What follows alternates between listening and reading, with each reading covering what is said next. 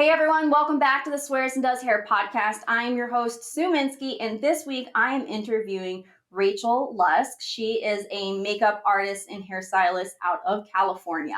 And this week we are diving into the concept behind going from booked and busy to paid and peaceful.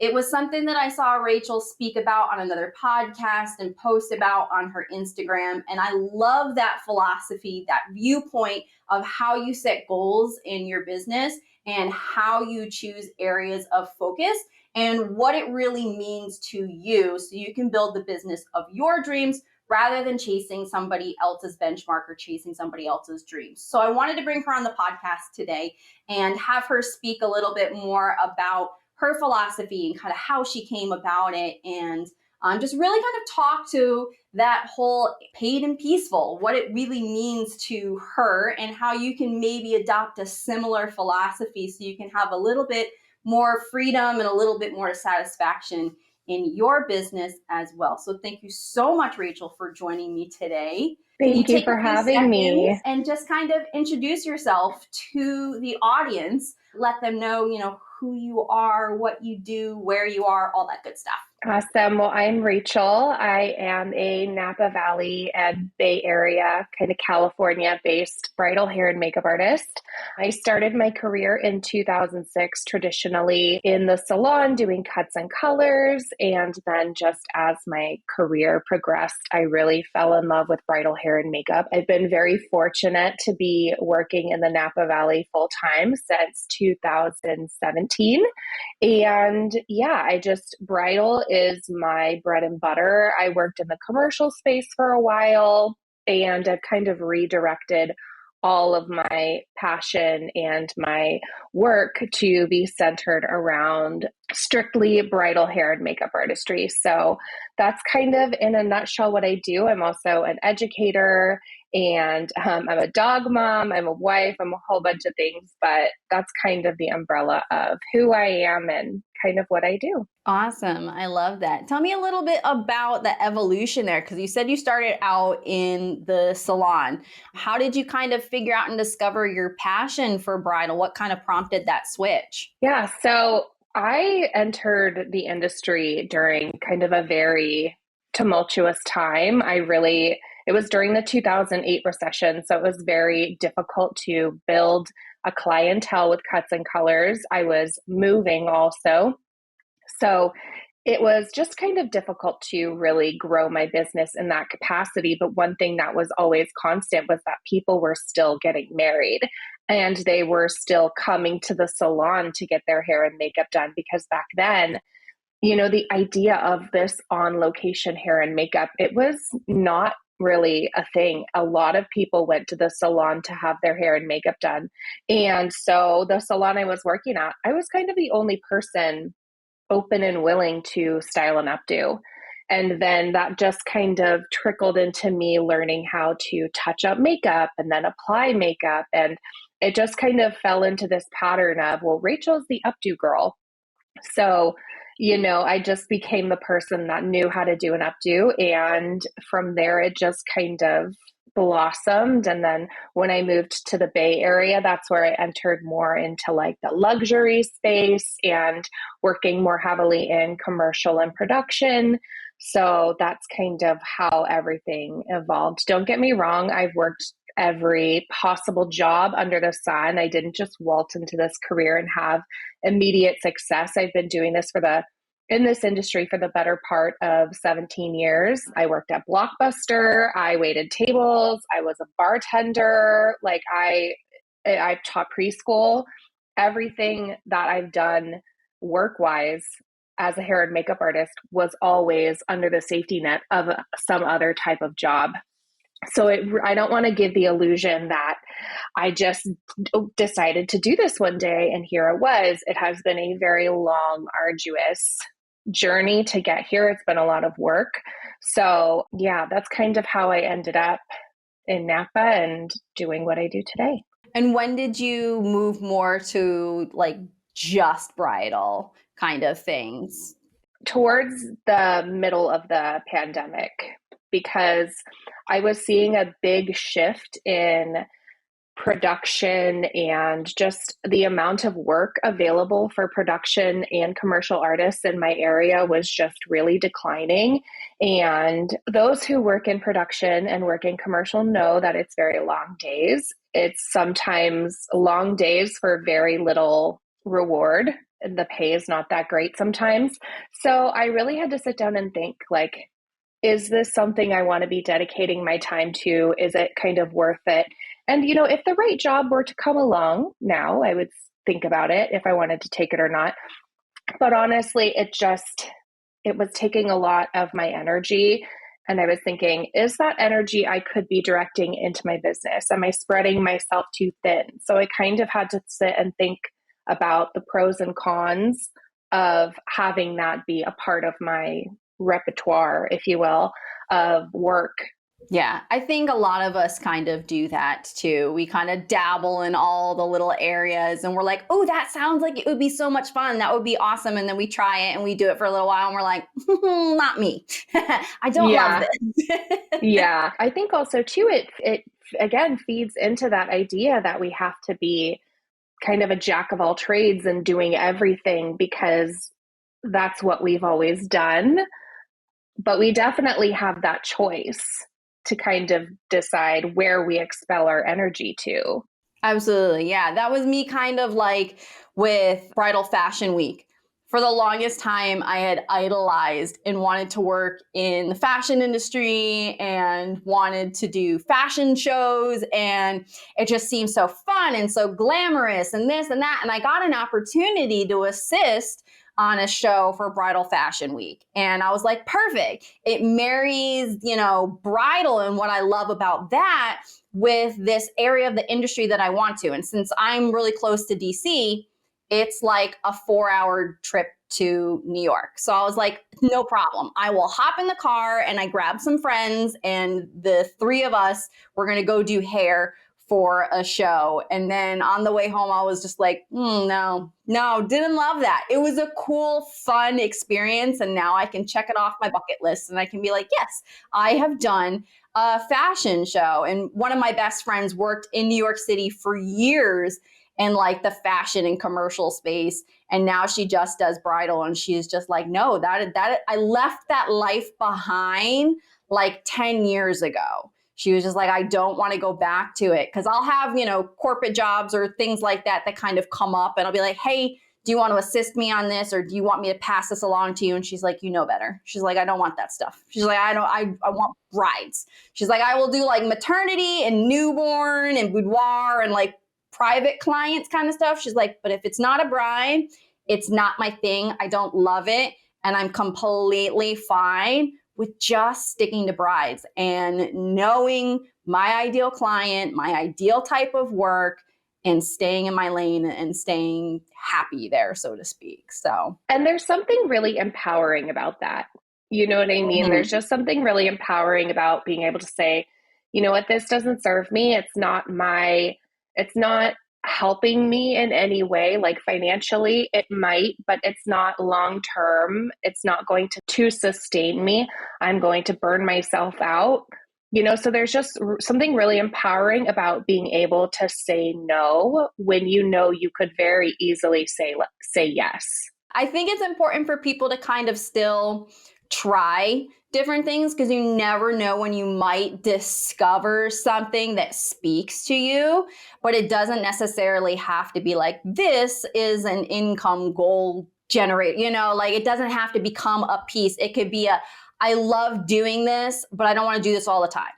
Like I have a photographer that I work for once a year, every October. And for like 20 something years, he has been redoing a catalog for a company.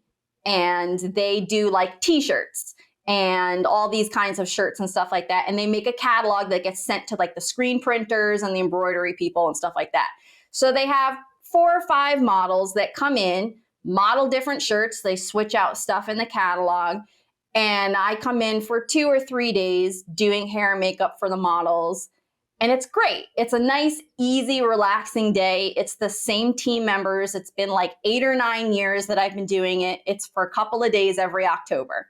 I'm cool with that. I love it.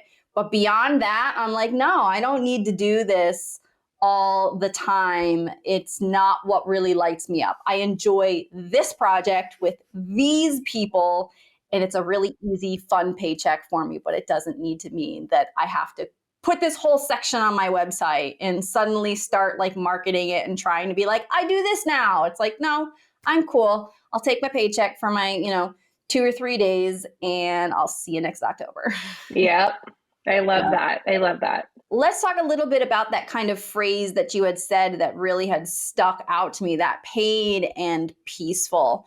What is the meaning behind that to you? Like, what does that mean for you and your business and all of that? What is the thought process kind of behind that? I think kind of as we enter this conversation, I think it's really important to mention, for me, success means one thing, but for another person, success might be a completely different goalpost.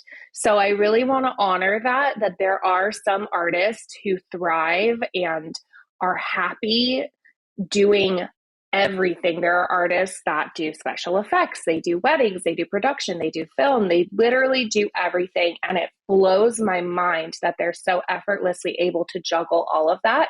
And I'm so happy that it works for them. So if you're an artist listening that is like, I work hard, I go to work 5 days a week, and it's what I love, I absolutely love that for you.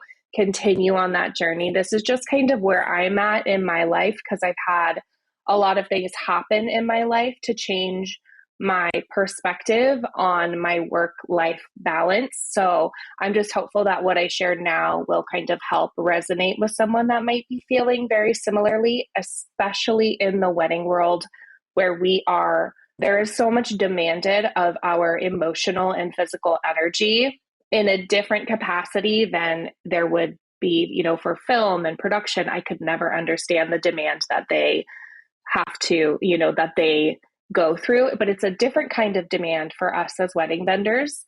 So just kind of as like a pre-disclaimer for that. But for myself, it's always been about, I need to prove that I'm this booked, busy, constantly working hair and makeup artist, because that's where clients and my colleagues will see my value. And a couple of years ago, I got cancer and I got pretty sick. And I continued to work through that. And then when the pandemic happened, I kind of realized I was able to slow down and really peel away all of the surface layers of why I was so run down, why I was so exhausted, why I was resenting my job at times. Because there came a point where I went from loving my job so much to, I don't want to go to work. And that was a big catalyst for me in seeing kind of what my life was and what my career was, where the trajectory of my career. And so I really had to sit down and think, what is causing this unhappiness? I didn't just wake up one day and say, oh, I hate being a hair and makeup artist. There have been things happening with work and with life that have led me to feel this way. So what's causing that? And so I really just decided I wanted to stop chasing this goalpost that was constantly moving, and just decide that as long as I am well paid, well compensated, and I feel appreciated and valued by my client, what more could I possibly need, right? I'm not going to continue to chase this unattainable standard and this hustle culture for what to have something cool on my resume, or to seem like I'm really cool to people on the internet, when in reality, I'm exhausted and I'm tired and I grouchy to my husband. Like, I decided then and there that I'm going to put three things at the center of everything: my health, my husband, and my family. And that kind of changed everything for me. And that's when I was like, I don't care about booked and busy. I want to be working regularly, working a normal amount, well paid, and just live a life that's peaceful and calm with my dogs and my husband. Yeah, I absolutely can resonate with that so much, because when I started out at my career, the reason I got into doing hair and makeup for weddings was I was working behind the counter at Macy's, and I was working for prescriptives, and I was one of their custom blend experts and doing all of this. But the Macy's that I worked at was in Arlington, Virginia. It was just outside of DC. It was literally across the street from the Pentagon. Like, you could go to the parking garage and look across the street and you're looking at the Pentagon. And it was a terrible place to work because they did not value their employees at all. They didn't appreciate what we were as makeup artists or anything. It wasn't even about selling makeup anymore at that point. When I left, it was, how many credit card applications did you open today? And I was like, if you want to be a fucking bank, be a bank and open credit cards. You're a retail store. Like, I'm here to sell makeup. If you want to get on my case about my IPT, my items per transaction or whatever, my sales and stuff like that, like, get on my case about that. But like, get off my back about opening credit cards. So I got pregnant with my second son, and it wasn't nearly as bad as the first. The first one, I was like practically hospitalized. I was so sick, and like, oh no, for like 7 months. I don't think I gained any positive weight until I was like 6 months along. And so with my second one, I was like, okay, I'm starting to get sick now. Like, I need to focus on my health. I need to get out of this, and I'm just going to stay home while my husband works during the week. And then I'll find something that I can do on the weekends when he's home with the kids, something that's not going to be on my feet all the time. And I can focus on my health and my pregnancy, because I'd already gone through like one pregnancy loss and everything. And I was just like, nope, I need to take care of me. And so I got into weddings because I was like, I can do these on the weekends and that'll be good. So the pregnancy, I built up my business. And then when I had my son, I jumped into actually working on the weekends. And so I had like built the business side and the reputation and the portfolio and all that kind of stuff by doing stuff when I could, when I was pregnant. But it grew really quickly, and I thought that I had to chase what other people's goals were. And it was like, okay, well, if I'm going to be taken seriously as a makeup artist and I'm going to be, quote unquote, successful, then I have to be completely booked every single weekend. And then the next step is I need to grow a team. And by the time my son was like 2 years old, my second one, it was like I'd gone from working retail to suddenly working almost every single weekend, like 50 something weddings per year, plus running a team of 7 artists, plus doing styled shoots constantly. And that time it was like bridal shows were really big. So the company did 5 or 6 bridal shows a year. We were like, go, go, go, go constantly. And it was just like, I felt really amazing and I felt really successful. But at the same time, like, my older one was crying when it was time to put him to bed because he was like, Mommy, I haven't seen you all day. It's like I was the work from home mom, but I was in my office all the time because my husband worked from home too. And he was trying to work from home, but he was also watching the kids most of the time because I was like, I'm busy building an empire here. Like, and my priorities got so flip-flopped. And it was like, no, I wanted to step away to focus on my health and to focus on my family. And instead, I turned everything upside down and went right back to focusing on the things that weren't necessarily making me happy. And I thought I felt happy. I thought I was like, I'm successful and I'm going to find this satisfaction in this success.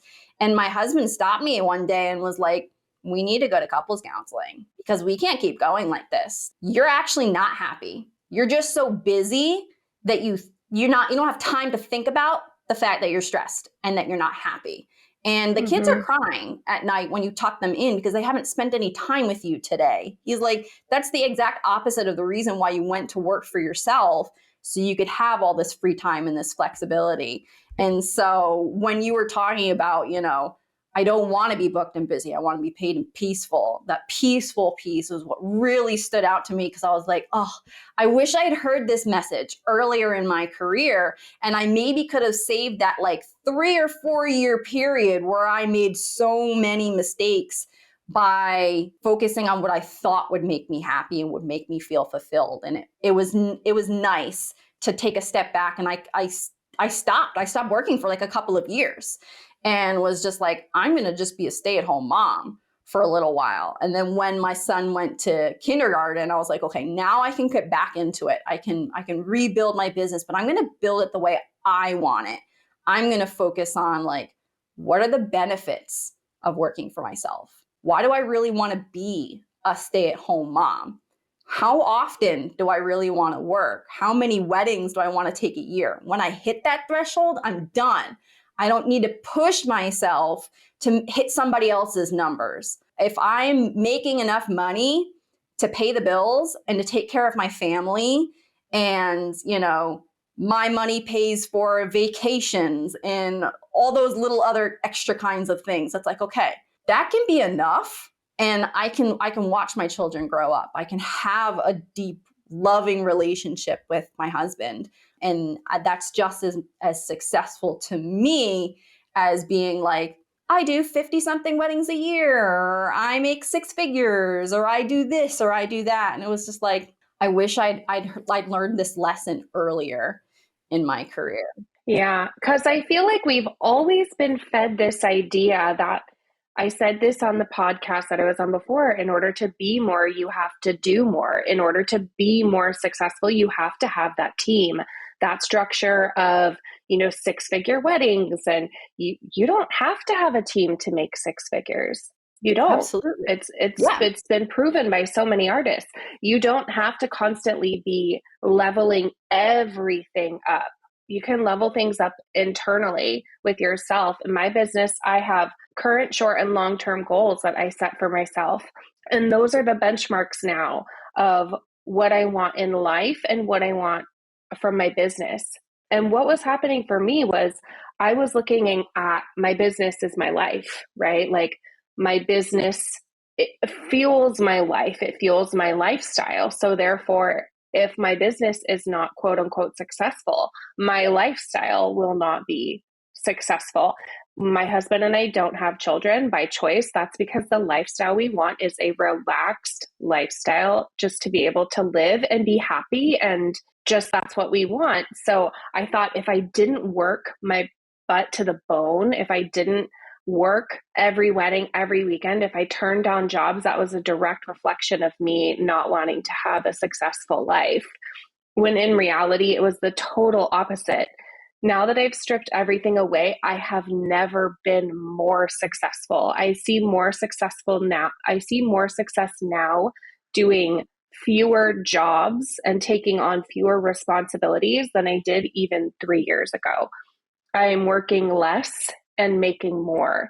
So it's just shifting the mindset. I mean, at the end of the day, this is a job, right? We're at our job to get paid and support ourselves financially. Is there passion behind it? 100%. We are creative artists. But at the end of the day, if I were to be showing up at my 9 to 5 job feeling underpaid, underappreciated, undervalued, I would leave that job. And so it's no different when you're working for yourself. And the beautiful thing about working for yourself is you are your own boss. You get to decide what hours you work, how much energy you put in, where you delegate your energy and your emotional resources, because that's what we are. We are a vessel of emotional resource. So if you're putting 30% out into the world and 30% into your husband and 30% into your business and 10% into your kids, your time and your energy is not evenly split. I really struggled at first to find that balance, but now that I have that balance, my life feels harmonious almost. It sounds so cheesy, but for the first time in my life, I just went on vacation to Uh-huh. Scottsdale. And when we were packing up to go to the airport, I looked at my husband and I said, "Do you think I'm going to need my laptop? Like, should I bring my laptop, like, just in case?" And he's like, "I don't know. Like, do you need it?" And I was like, "Well, what if we decide we want to watch a movie? And like, we're going to be at an Airbnb, girl. There's TVs everywhere. You'd like stop trying to find this excuse to bring your laptop just in case, because that sometimes you need your laptop to work." And I said, "You know what? No, like, I'm not going to work." I did not create any social media obligations. I didn't feel like I needed to respond immediately to any emails. My inbox was waiting for me when I get home. Nothing burned to the ground. My business was just fine. And here I was up until the minute I was leaving, trying to tell myself, you need to bring that laptop just in case. Like, what if your agent emails you? Or what if someone emails you and they need something from you? Or like, I felt tethered to this obligation to just, it's my vacation. Like, I just did dozens and dozens of weddings. I worked 7 months straight and I'm finally able to take a break. So that was kind of really eye-opening for me. And like, you have control over what you do and how you run your business and the boundaries that you create for yourself. And that was a really good lesson for me because it's very rare that I ever take a full chunk of time where I don't work, period. There was no work done whatsoever. So I think just trying to figure out how you can strike that balance. And it takes a lot of intrinsic, I don't want to say discipline, but mindfulness, It because definitely takes like a mindset shift because you, Mhm. like you said, you get in this mindset of this idea that we've been fed that we have to stay so busy, and what if somebody needs me, and Mhm. that because we're the owner and we're the responsible party, that everything lays on our shoulders, and that we can never take that weight off and disconnect from our business, because what if the business needs us? But it's like, if you set your back end and your systems and your admin and like all of these pieces, you get everything in place, you should be able to step away from your business. And like you said, it won't burn to the ground. And it takes that mindset shift of, I've done the legwork. I built this foundation. This foundation is solid. I'm not the foundation. My business has systems that are the foundation. I'm the window dressing. Yeah, Absolutely. I'm the facilitator. I'm the housekeeper of the house. I'm not the house. I come in and I make the things work and I make the things run and all of that stuff, but I'm not the business. We're two separate Exactly. entities, and I'm allowed to take time for myself and fill myself back up so that when it is time to come back to my clients, I am full of gratitude and happiness and peace about my business, rather than wasting my vacation worrying, what if this person needs this? What if that person needs that? And then I can't ever be fully present and I can't relax. I used to do like that. And every November and December, we would go back home to Florida. We live in Virginia now. And my husband would spend the majority of the 2 days driving back to Florida, because we didn't fly with our kids. I couldn't fly for the longest time. So I was like, we'll just drive and I can work in the back seat.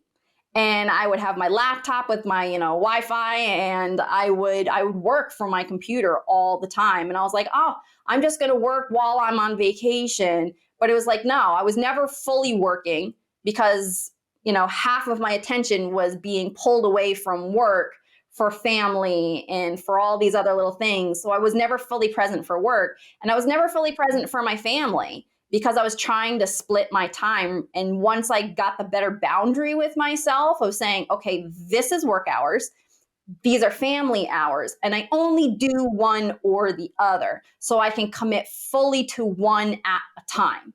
And then it was just like, it opened up this whole new world. And I was like, oh, this is like a whole new life. I have so much more peace and happiness and less stress, because it's like, okay, like even now, though I don't do weddings full time, my coaching business is my full time job now, and course creation and all that kind of stuff.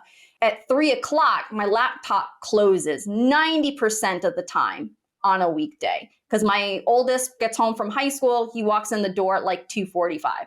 So I give him like 15 minutes or whatever. But at 3 o'clock, I'm closing my laptop and I'm going and I'm saying, hey, how was your day today? What did you do? Talk to me. And we have our 20 minutes of time to connect with one another. And then it's like, okay, now I can think about, what am I going to make for dinner? Make sure things are set up for tomorrow. And then I'll have like an hour later on in the evening where I allow myself to check my phone or check my Instagram DMs and things like that. And it's like, okay, if somebody needs something, I'll check it later, or they can wait until tomorrow morning. And, they're not going to be coming for me with pitchforks and being like, oh, you're so horrible. Like, how dare you have a life? You're supposed to be 100% work all the time. And it's like, no, I'm allowed to have a life. I don't have to post on Instagram at all times. I can hire a social media manager, or I can have things auto post with an app, or I can create when I'm in my creative mode and save it. And when it's time for that, marketing mindset, I can fully commit to being in that mode.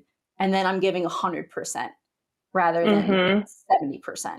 Absolutely. And I think that's a really important thing for newer artists to kind of look at as well. Because I think when we're really young and we're kind of green to the industry, we think like, oh, go, go, go. You've got to always be going. And I think having that kind of hunger mindset is amazing, really young in your career. But it's also, if I had known this earlier in my career, this idea that there can be balance, I feel like I would have had a much more stable, and B, much more, I don't want to say satisfying, but a much more pleasant experience growing my business. And so if there's any newer artists that are listening, like, I really want you to think about your goals, your current short and long-term goals. And while working and, having income and kind of grinding while you're young, and while you're not necessarily young in age, but young in your career, is, always a good thing. Know that there can be limits, right? We don't need to be in our bed responding to emails at 10 o'clock at night, or creating content at midnight. Like, those things, if it's not on fire, it can be wait to put out, right? Like, that's kind of the mindset that we have to have. If it's not currently on fire, my mom always said, are you bleeding? Are you dying? Then you're okay. So it's like, that's kind of the mindset that you have to have, is like, if it's not on fire, it doesn't need to be put out right now. It can wait till the morning. Nothing is so urgent unless it's truly emergent. We know what emergencies truly are, right? We truly know what they are. But if it's not truly emergent, it can wait. Nothing is so important. Your client's not going to be like, she didn't respond to me at 11 o'clock at night.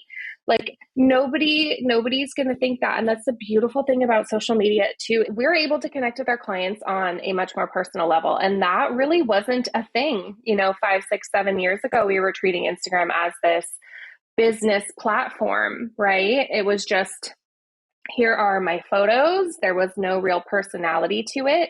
And now a client can see, oh my gosh, Rachel worked really hard all year. She did so many weddings. She's finally taking a trip to Scottsdale. Like, good for her, And so clients, I think they're also really seeing the value in us taking care of ourselves, because I think they see a direct connection when we nurture ourselves, we nurture our business, that trickles down into our ability to nurture them. And our client experience, at least for myself, is at the center of everything. Because I know if I'm not taking care of myself, how am I going to take care of the dozens of women who trust me to show up on their wedding day with a smile and happy and grateful for their wedding day and for them and happy for them? Because there was a period where I was happy. I was happy in the moment at my job, and I was thinking, oh yeah, like, but I would always be, I would wake up in the morning and be so happy to get to that wedding. But the night before, I would be so anxious for no reason, to the point where I had to call my doctor and be like, I am not okay. Like, I am having nervous breakdown after nervous breakdown after nervous breakdown. For what? For literally nothing was happening. Like, nothing was happening, but I just had this impending sense of doom constantly. I would have a bride who would be so happy, and I'd leave and I'd go home and I'd be having a breakdown because I'm like, she hated her hair and makeup, it's going to fall out. Like, I was just coming apart at the seams. And I wish I had the foresight back then to be like, it's not you. It's not you. It's how you're running your business. It's how you're doing things. You're spread so thin that you're literally starting to crack. Like, I was actually starting to crack. So I'm really glad that I had that mindset shift because I think it saved my business. I was ready to I joke about this almost on every podcast, and everyone's probably like, stop saying this. But I literally was like, I'm going to quit my job. I'm going to open a coffee shop and a bookstore. Like, that's the most chill thing ever. And I'm so glad that I didn't, because it was just my circumstance, and how I was running my business was affecting me a lot mentally. So if you're young in your career, just know that there can be balance. And if you ever feel like you're about to crack, because trust me, we've all been there, just take a minute, take a step back, and peel everything away. Say, what could be causing me to feel this way? Get into the nitty gritty, find a business coach, find a mentor, find someone that can help you get to the bottom of what's really causing your stress. Because I can guarantee you, if you're running your business in a way that is efficient and, time efficient and life efficient, your stress will greatly, greatly reduce. Yeah, absolutely. I remember one of the most eye-opening moments for me was walking in on a wedding day. And this was back when, I had the team of all of these artists and my business partner and all this stuff. And I walked in on a wedding morning, and I remember looking around and scanning all of the faces in the room, and I didn't know who the bride was. I couldn't even remember her. I knew what her name was. She literally became a name on the calendar, and I couldn't connect with her. I didn't remember anything that we had talked about at the trial. I didn't even have photos on my phone. I just had details that I used to write out like a face chart. Like, she was a name and a face chart. And I was like, what am I doing? I used to love having conversations with all of these new people and getting to know them over the course of, 6, 9, 12, 18 months, and becoming friends with them. Like, I have friends on Facebook that were brides of mine 16 years ago when I started this. And I've watched their lives grow. And for me, that's one of the most satisfying pieces of my career, is to connect with a bride 5 or 10 years later and see all of these amazing things that she's been doing in her life. And when I had just that total disassociation where I was just like, I've become the worker bee, and I can't keep going like this. And then shortly thereafter, one of my senior team members quit, and she was just like, I'm burnt out. I can't do this anymore. I'm going to go back to working in a salon. I've been working way too much. She's like, the money's been amazing, but my husband and I want to adopt, and I want to move on with my life. I'm just going to go work in the salon where I can clock in and clock out, and it doesn't take so much out of me. And I was kind of like, it put the seed in my mind of, this is what burnout is. This is how burnout feels. And then I think 48 hours later, our other senior artist was like, I'm following suit. I'm doing the same thing. And I was just like, the world is burning down. And I completely was just like, I can't do this anymore.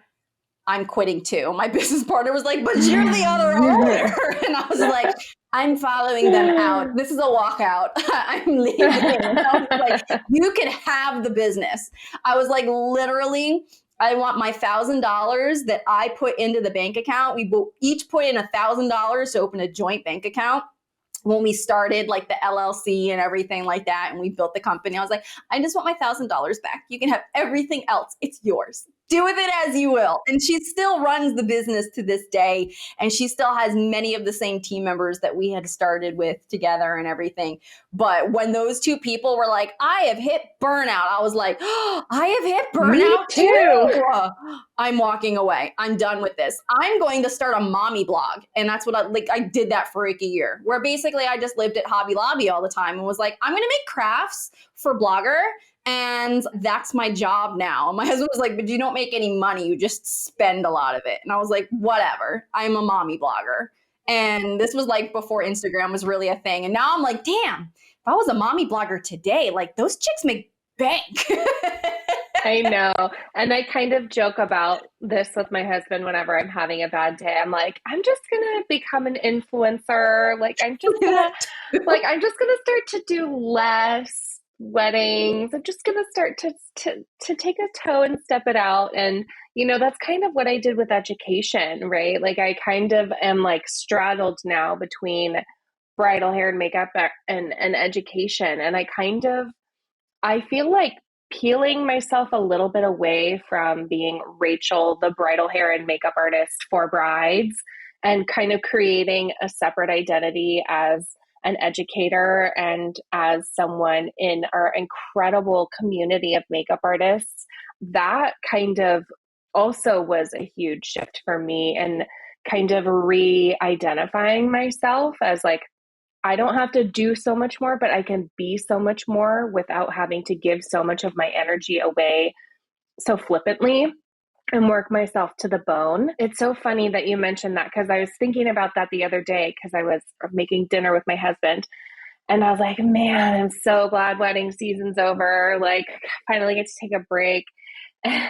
And then I was like, wait, no, now I have to like actually work to get some classes scheduled and look at travel for the classes that I already have booked. And then I'm like, oh my God, there's like this whole other aspect of my business that I didn't forget about, because like it's still very much in the forefront of my mind. But I'm like, oh, I have this other hat that I can wear that I kind of switch over to during this time of year. And so I just thought that that was kind of funny, that I was like, oh my God, yay, work is done. But then I was like, oh wait, no, there's like this whole other side of the coin for me shit, that I now have to work. Exactly. I'm like, oh, I don't just get to sit around until March. Like, bummer. So yeah, I thought that was kind of a funny little mentality switch that I had literally just a couple nights ago. But I also think having different passions is really good, because that's what's going to keep you fresh and excited, and kind of keep that burnout that you were mentioning, keep that from overtaking your life. Because when I was funneling everything into doing weddings, that's when I was like, I'm literally on fire. I'm not even burnt out. I am like a ball of flames right now. So having something else, I'm burning. I'm literally on fire right now, and not in a good way. Yeah. Self-destructive. Yeah. I used to have that like every November, because like September and October were always so insane for me. And it was like 10 to 15 weddings each month. And fall around here was there's a million things to do. There's all these fall craft fairs, and there's farms and apple picking and this and that and all the haunted houses. And I was trying to like work every single Friday, Saturday, and Sunday of the month, being up at like 4 or 5 o'clock in the morning, getting home by like 1 o'clock. And I'd call my husband on the way home and be like, all right, I'm on my way home. I'll be home in 20 minutes. Just make sure everybody's dressed and ready to go. Because it was like the only time I could do the fall fun stuff with my family was to shove it in at the end of the day when I was already tired and I was already exhausted. And so it was just like so much of me was getting drained out in September, and then October, and then November would hit and I would crash, because now like there will be no weddings. And now since the pandemic, there's still some weddings, like November is becoming more popular and so is December. But before it was just like November hit and it just went from 100 miles an hour to full stop. And I would just collapse and I would just be like, oh my God. And then I was useless for most of November. And it was just like, I can't keep doing this. I can't keep living my life like this. I need to get better boundaries, and I need to space my life out. What can I focus on during different times so that I'm not going from giving 100% to suddenly having zero and spend like telling myself I'm an absolute failure now because I'm not giving 100%. I would like wake up on Saturday mornings, like throughout the winter, and like shoot up out of bed at like 6:30 in the morning and be like, what day is it? Oh, that's right, I don't have a wedding. But then like I'm so filled with anxiety that I'm forgetting something because I was so primed to go, that I felt like I was forgetting something all the time when I was actually taking time off and actually taking time for myself. And so the last few years of my bridal business, I slowly started taking less and building up, my coaching business and my education and all that kind of stuff, so that it wasn't always 100% to just that thing. And then it went to zero during the off season.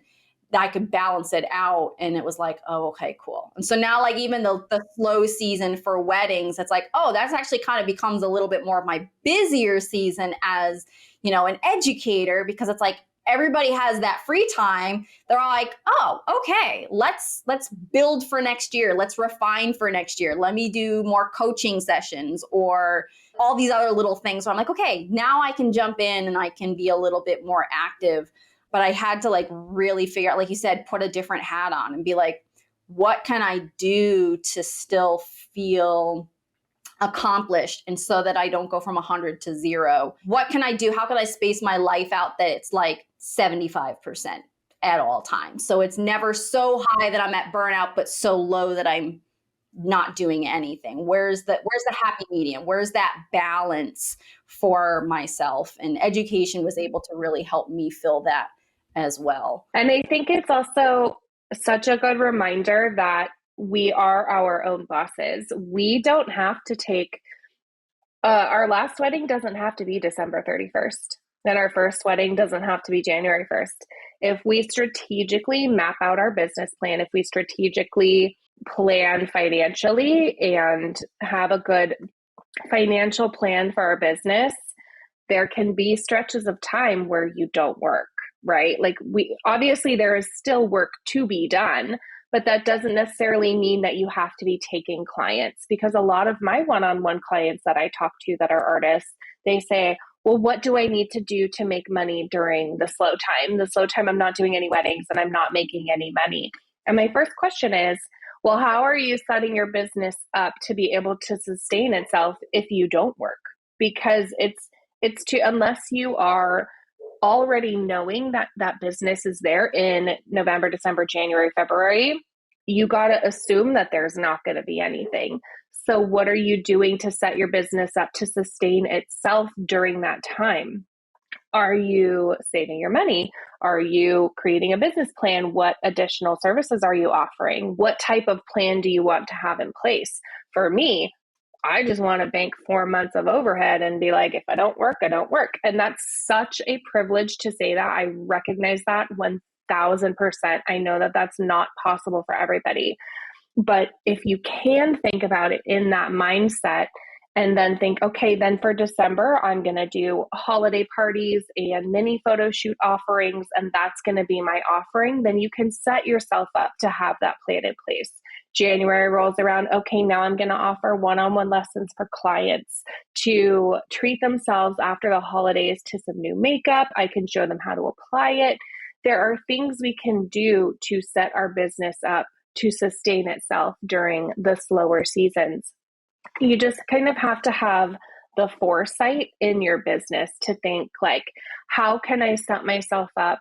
And like, what if I were to not have much work, right? Usually the work always comes. There's always a stretch of the calendar where I'm like, oh God, there's nothing there. Like I'm freaking out. And I know that there's savings, but like, I don't want that. I want to be able to sustain my business. I want to continue working. We just kind of have to think like, what are ways I can sustain my business, but also honor that you just worked a year's worth of income. You just worked a year's worth of work in a stretch of 6 to 7 months. And like, that's a lot to bounce back from. Like you said, the other day I woke up and I was like, oh God, like, I'm late. And I was like, late for what? Like, you don't work today. Like, and it's just, it's a kind of a trauma response, as weird as that sounds. Yes. But yes. It's our response to constantly being nervous about oversleeping, about setting 5 alarms, and it's our body's natural reaction to constantly being on it, which we are for 6, 7, 8 months out of the year. We are on top of it. So we should be able to like honor our body and honor that, like, okay, like we can relax. I went and I got a massage yesterday, and my massage girl, I've been going to her for over 2 years now. Literally my shoulders were diagonal. She was like, your right shoulder is 3 inches higher than your left. Like, you got to calm down. You need to release this tension from your body. And so our body hangs on to that. Like, our body clings onto that stress. And so during the slow times, like if obviously we want to be working, we need to be able to sustain ourselves, but it's okay to honor that you're a little bit slower during that time. If you need to be working, like things will always work itself out. Job opportunities are always there if you're willing to work for them. But like also honor that you just did a lot of work. You just made it through a crazy wedding season, and it's literally only going to get crazier from here. Like 2024 is going to be batty. It's going to be insane. So just try to like honor that and honor your body and honor like your right to have rest and relax and kind of bring it down a notch from the stress and the chaos that wedding season was. Yeah, absolutely. I think you hit the nail right on the head when you said it's like a trauma response, because our bodies hold on to so much anxiety and so much stress because we really want everything to be perfect for our brides, and we want to be there and be dependable, and we don't want to ever worry about risking sleep, like the 5 alarms. Like I see people post on their Instagram stories all the time, and they're like, 4 a.m., 4:05, 4:10, 4:15. And I'm like, yep, that's totally like how I did it. It was like, wake up, and then there would be like, put my kid in the car 20 minutes before I need to leave. You need to leave in 10 minutes. Now it's time to leave. It was like constant reminders, like every 15, 20 minutes. And he used to drive my husband crazy because he was just like, he was trying to sleep and he's like, your fucking phone, it keeps going off. And I'm like, I'm sorry. That's my reminder to make sure I grab and I double check that my brushes are with my bag, And he's like, you put everything in the car last night. I'm like, you don't understand. I was like, the neighbors think I'm crazy because I will get like 3 houses away. And I just did this the other day on the way to like a get out client. And go open up the trunk. I like pull over in front of their house and I like run out and behind and I'm like looking and I'm like, yeah, it's still all there. Yeah, it's all there. I can go. There's been so many times where I make it to the stop sign at the end of our street. And then I go check and I realize I have forgotten something, that I come back and, my kids and my husband, they don't even like blink an eye anymore when I just come busting in through the front door and I'm like, never mind, I got it, I'm good. And I just run out the door and they're just like, my husband has had to bring me my makeup brush. I don't know what it is. And I put the makeup brushes by my kid all the time. But my husband has had to like bring me makeup brushes at a wedding before. Thankfully, it was only like 20 minutes away. But I remember calling him and being like, so I forgot to grab my brushes that were drying and put them in my bag. So I grabbed the bag, but it was empty. Can you bring it to me? Here's the address. And it was when, in my defense, I will say it was when Ryan, my second born, was only a couple of months old. So I'm like, I think I was just like really overtired at that point. And I totally forgot them. So he texted that he was there and I went to go to like answer the door, but he rang the doorbell because I was just like, I didn't want anybody to know that I'd forgotten my brushes. So I was like, I'll start airbrushing the makeup on the first client and taking a nice time with the skincare and whatever. So he like came up and he like rang the doorbell and he was standing there with Ryan in the car seat and my other son, who was like 3, standing next to him. And the mom of the bride like answered the front door and was like, there's a man here with babies. And I was like, that was my husband. Sorry, hold on. And I grabbed the brushes and like ran inside. And then I opened it up and I realized all he had brought me was concealer brushes. Oh my God. And I was like, we're going to make it work. Nobody knew the difference. Oh my God. I was like, oh yeah, I just needed a few more brushes. And I realized I'd left them by the front door. So he brought them to me. And I totally played it off. But I was like, we are going to work today. Like everybody's getting contour and blush and highlight. Everything is being airbrushed. And I'm going to apply eyeshadow and eyeliner. And I learned to work those concealer brushes. And, they're just like little things like that where I'm like, okay, this is a moment of growth. And what new system can we put in place to make sure that we always have our brushes and things like that? But I would forget stuff all the time. And I now have backups for everything in my trunk at all times. I have like I keep a Ziploc. Yes. Yeah, I have a big Ziploc bag full of like backup brushes. And my husband, he's so cute because he wants to be helpful. He's like, oh, like I'll just load like all your stuff in on my way out. I'm like, no, you don't understand. Like I need to strategically check and make sure everything's there. And he's like, you just packed everything up last night. I'm like, yeah, but like someone could have come in the middle of the night and moved my brushes and they're not in that bag, or I had a brain fart. Like, I'm like, just leave everything where it is. Like, big, strong muscle man, I love you so much, but like, I need to meticulously check everything because it happens. We're human beings. We forget things. It slips our minds, or we're just in such a rush because we need to be 45 minutes early that we I we need to drink forget my something. coffee in the car in the parking lot. Like, That's duh. a rite of passage. Like, that's what we do if we're not early. But then again, like, is that healthy? I need to reevaluate. Like, Probably, is that yeah, healthy? I should probably reevaluate that.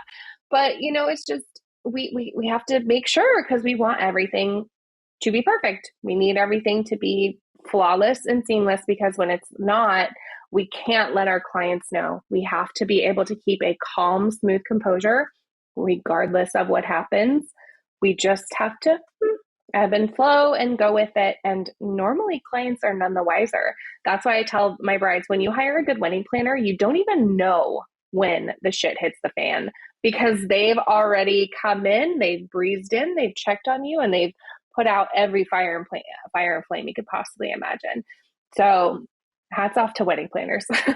yeah. I think it's a hallmark of an experienced wedding vendor when things can be burning down around them, and they're like that meme where they're like, "This is fine, everything's fine," and you're just like, "It's cool, it's fine." Like, I've been doing the bride's hair one time, and the videographer was there in the other room of the hotel suite, and he was photographing or videoing the rings, and the photographer was there and came walking in and like pulled a bridesmaid off to the side. And I always keep an ear open of like, one, is there some tea to be spilled? And two, like, let me just be my little nosy self. Is there a fire somewhere and I can keep the bride distracted because she's the one that's in my chair? And there was a fire. The videographer had set the rings on the side of like the air conditioning vent, Oh like, or no. on the windowsill and like over the air conditioning vent, and dropped them, and they fell inside the air conditioning vent. And the photographer was like whispering as quietly as she could, and I'm like talking to my bride to like Oh my cover up, because I God. could hear the tone immediately, like, "Come here, quick, there's something wrong, like, don't let her know." And so I was like, "All right, hey, so blah blah blah, tell me again about how you and the groom met," kind of thing, trying to just really keep her distracted. And then I was able to be like, "Okay, cool, oh, okay." And then they left the room, and I'm like, "Okay, you're done now." Like, once I could hear that the fire had been put out, and the bride was like, "I never knew. I never knew that anything was happening." I was like, "Oh, I knew." And I Oh was yeah. like, what can I do to help? I can't look for rings, but I can keep you distracted. Yeah. And that's the thing too. I think what's really amazing about our job is that we really have the ability to protect our bride's peace while they're with us. Yeah. Right. Like, so I am very candid and open with my bride. I'm like, if there's a family member or someone that is melodramatic, or someone that is going to cause you an issue or cause you to get upset or stressed out, look me in the eye and say, "It's getting a little crowded in here," and I will clear the room. I have cleared the room more times than I can count, in a way that's like, "Oh, like, it's getting a little crowded. Why don't we just like, I need a little bit of space," because everyone is like right here talking to the bride and just in your space. And she's already very flustered and she's getting antsy, especially towards the end when the photographer and the video and flowers and everything starts coming in, and they can't really see what's going on around them because they're in the chair. So I think it's really amazing that we have the ability to like keep our brides calm without them even knowing if there's any sort of chaos around them, and we can really protect their peace, in a way that's mindful of everyone's feelings. Like, we're obviously not going to be like, "Get the hell out of here," but like we want to like protect them and keep them calm, not only because we want to be able to do our job. We can't do our job if they're freaking out, but we want them to have a positive wedding morning experience, Yeah, absolutely. I've definitely done that for brides before. Yeah, protect our brides at all costs. Yeah. Yeah. I call myself the whipping boy kind of thing for some moms where I'm like, you know what? I never have to see you again after this. So if you want to take your frustration or whatever out on somebody today, like, cool. I'll be that person for Oh, you. I'll let you talk that way to me because whatever. And so you're not talking that way to the bride. And I've stepped in and I've done that for the bride before, or like you said, you where are you're like, is stronger there a than I person? am. Yeah. You're stronger than I am. I would be like, okay, we're gonna take a minute. We're gonna give us some space. I struggle when people, I think it's just something in me when people are being like snarky or mean or rude or quippy or stressy. I'm such an anxious person that I'm an empath, so it like bleeds into me. And I'm just like, okay, we all need to just to go and take a minute and take a beat and just like the fact that you can do that, I'm like, how do you do that and like not start crying? Because I would immediately Oh, for some of start them, I've ugly like sat in crying. the car and cried afterwards, where I'm like, I hope she trips going down the aisle. And I'm just going to picture that in my mind when I drive myself home. And I'm just going to listen to some little loud, angry music. And then when I get home, I'm going to have a glass of wine. And like I have those moments, and it doesn't really happen very often, but more often than not, when there's going to be a difficult bride and I'm assisting for my best friend, because I don't take my own brides anymore, I just assist. And if she knows that there's going to be like a difficult mom, she usually puts them with me, because she's like, you're really good with the moms and you don't let it get to you. And I'm like, Nerves of steel. yeah, I don't get flustered anymore. It took me a long time to get to that point. And then I just one day was kind of like, they don't matter. Like, it's not about me. They have their own issues and they have their own things in their lives that are bothering them, and I can't fix that for them. I can fix their makeup, I can fix their hair, but I can't fix them inside. So I'm not going to take it personally when what's going on inside them bleeds to the outside, because whatever, I'm never going to see that person again. And I kind of just got into that space and into that mindset, and now I'm like, okay honey, like whatever. But I've definitely had moms make me cry before, where I was just like, oh, okay, I tried so hard.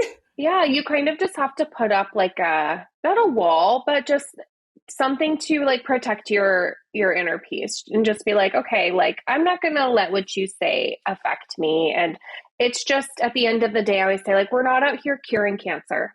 Like we're not out here, we're not a doctor, we're not saving people's lives. We're doing hair and makeup. And that's not to discredit how important hair and makeup artists are. I don't want that to be any confusion.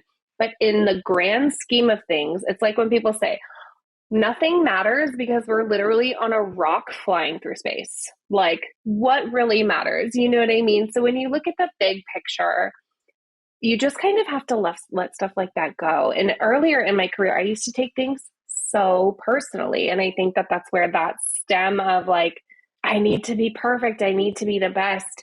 But it's like you're not going to be the best for everybody. And honestly, that's why I just stick to my brides and really kind of don't really do anyone else, because I want to make them happy and I want to focus on them and prioritize how they feel versus the noise of everybody else around them that are just overstimulated. They're stressed out. They're feeling some type of way about this wedding. You know, they might not be in the best headspace. They might be dealing with loss or grief or something bigger than me.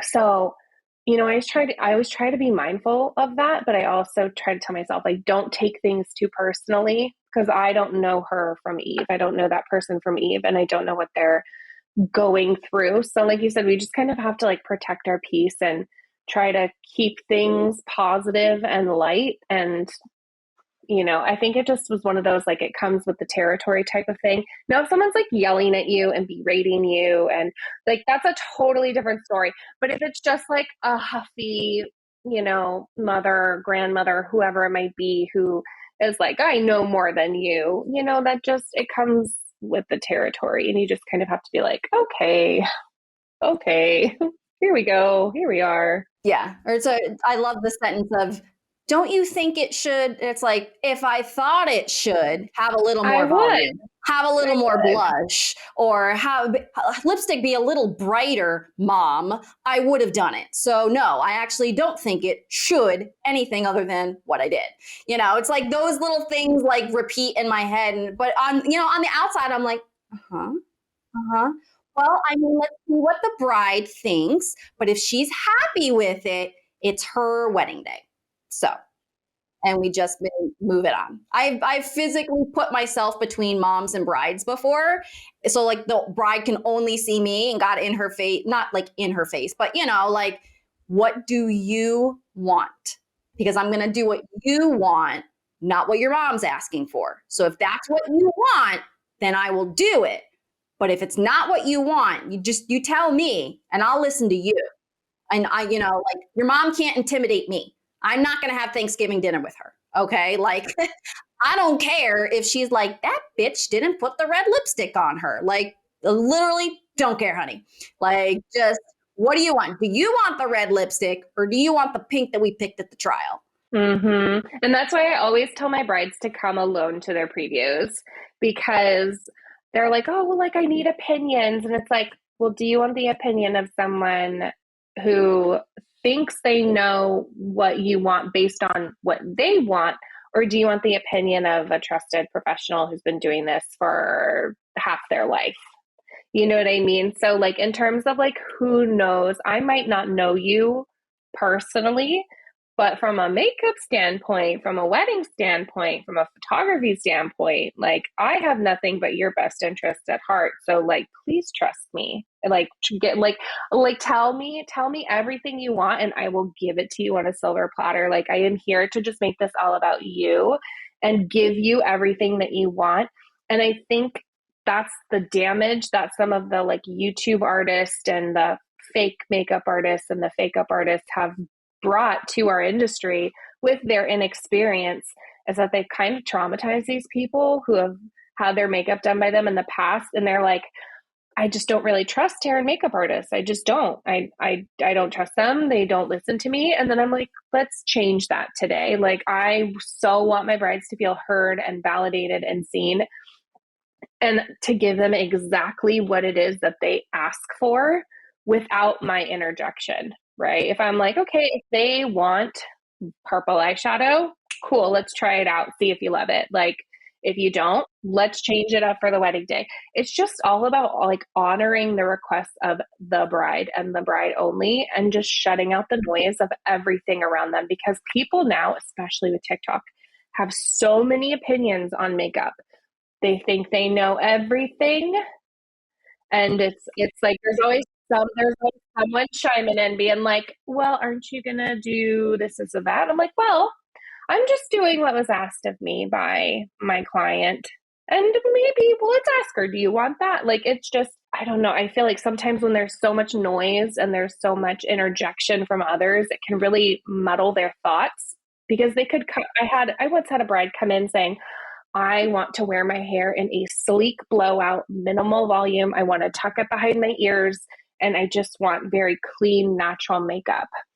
And the first thing her mom said was, well, you're going to wear a veil, so you have to wear your hair up. And she continually tried to convince her daughter that she needed to be a traditional bride and have her hair up. And because that's what tradition tells you, is that you wear your hair up when you have an updo. I'm like, who wrote that book? Like, I don't subscribe to that.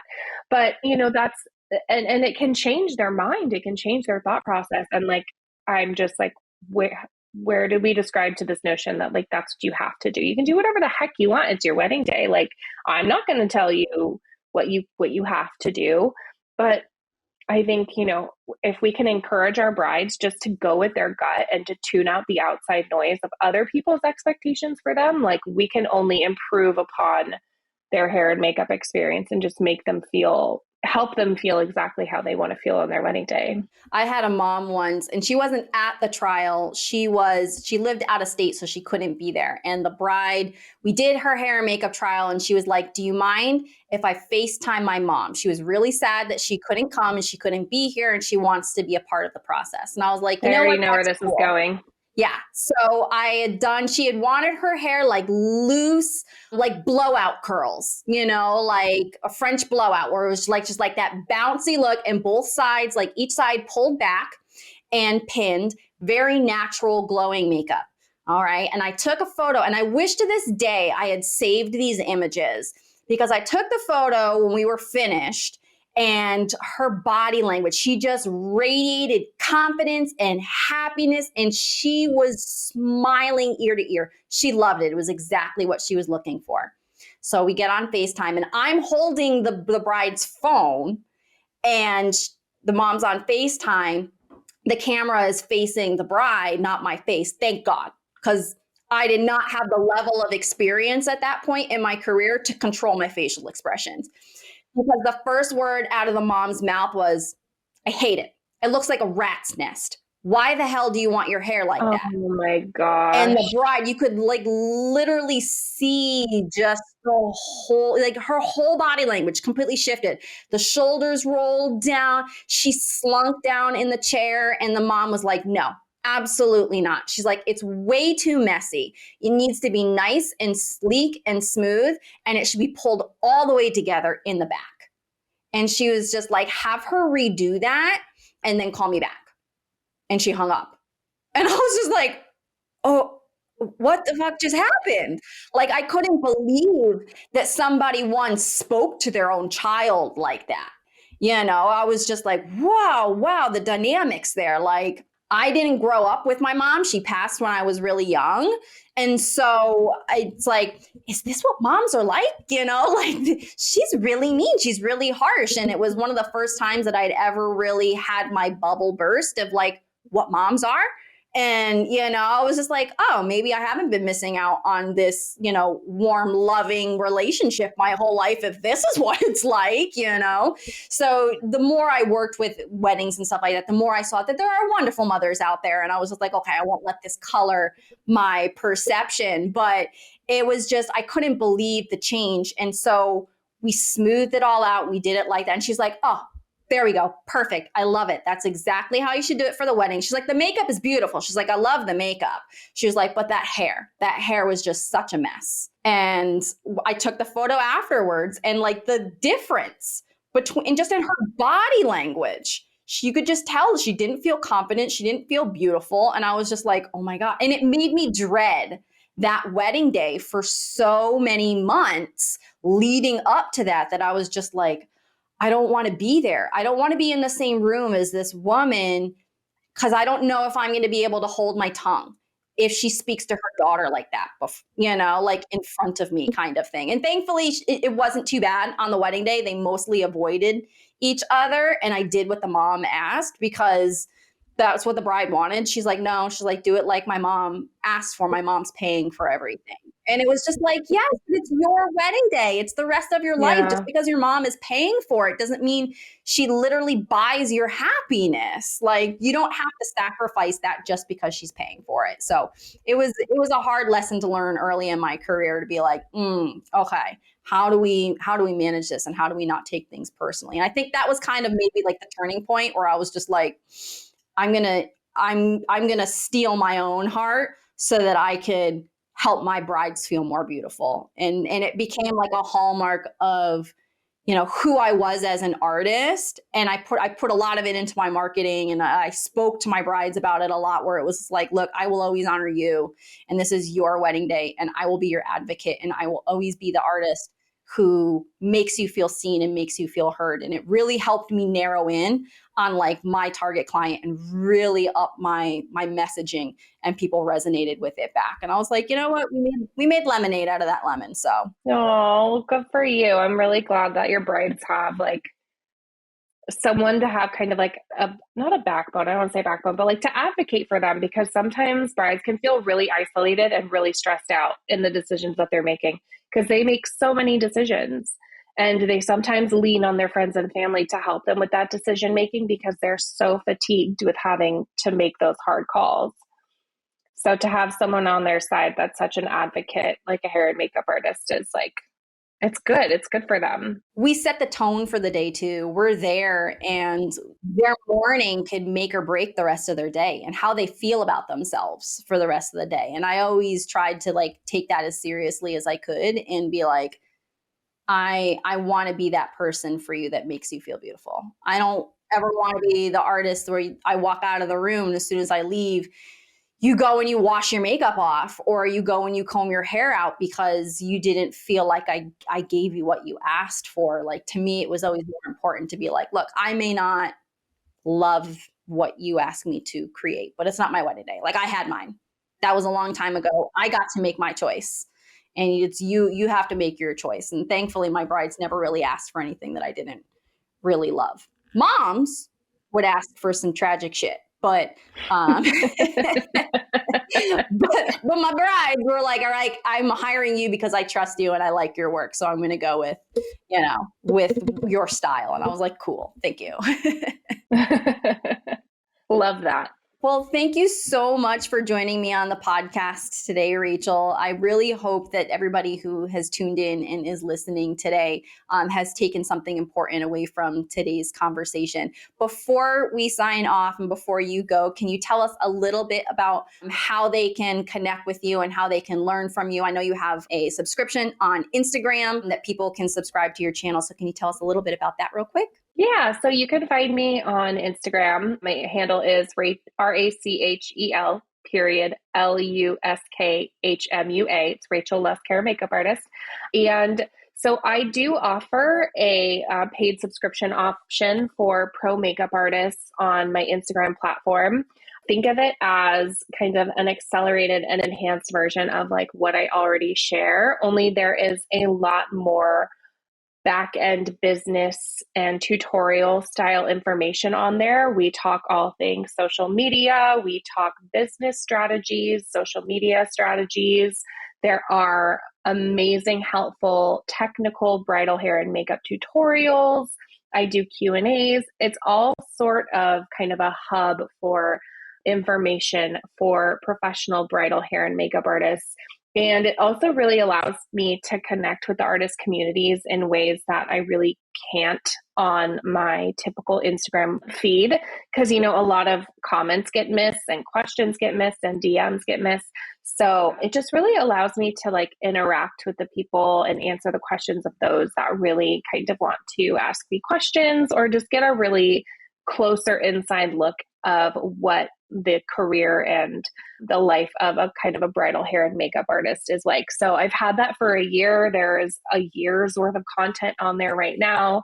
And we're just going to keep going for as long as the old Instagram lets me. It's been such a pleasure and a joy to do. Awesome. I love that. And I used to subscribe like when you had first started, and I did it for several months and I loved everything that you put out there. Unfortunately, I just don't have time to follow as many subscriptions as I can. So I had to just be like, okay, I'm just going to cancel everybody for right now. And then, but yours is definitely one of the ones that I will be going back to when I'm like, okay, I have more free space to really dedicate, because there's so much amazing stuff that you put on there. So I love that. So anybody who's thinking about it, it's totally worth it. Every penny. Rachel puts out some really amazing content. So, well, thank you everybody for tuning in for this week's episode, and it will be coming out on Christmas Day. So Merry Christmas to everybody listening, whether you're listening when it comes out on Christmas or in the following days thereafter. I wish everybody a very happy new year, and I will see everybody back in January again. So thank you so much for tuning in, and I'll see you next time.